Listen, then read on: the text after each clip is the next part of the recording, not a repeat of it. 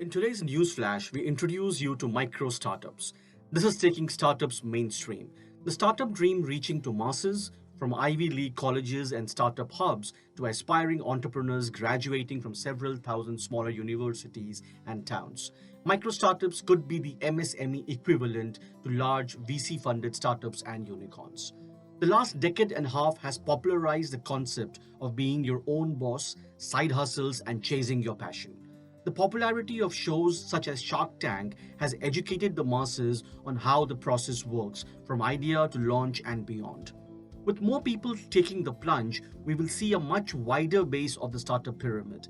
In percentage terms, there will be fewer unicorns or multi-million dollar revenue generating startups. Most will be much smaller in scale. However, these will be scalable ideas and ventures, hence, they are different to traditional small and medium enterprises. Micro startups will be run by smaller teams, 1 to 15 or 20 people. Capital requirement will be much smaller, so more of these could be bootstrapped or funded by friends and family. Micro startups will be driven more by profitability instead of chasing valuations and customer acquisition at high costs. Median, a startup enabling screen share with customers to resolve issues, is a good example of a micro startup. Stereo, an application to check the pulse of your team, is another example of a micro startup.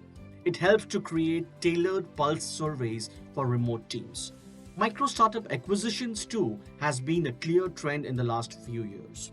Both Median and Stereo were acquired after getting listed on startup acquisition site microacquire.com.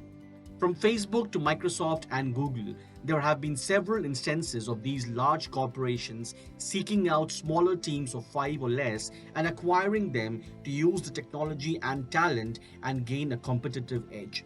This allows these larger corporations to acquire complementary products earlier on in their roadmaps as a way to outwit the competition and obtain the best talent in the industry.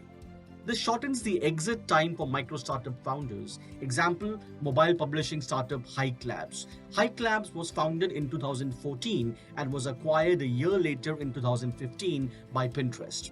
The other clear benefit is the massive learning for the small team of founders and early employees. They get the real world experience and know how of launching an idea, scaling it, and either running a profitable company or getting acquired by a larger startup or corporation.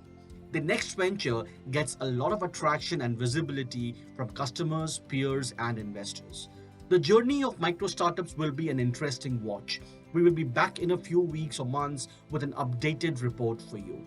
Thank you, and please subscribe to our channel for daily business news and insights.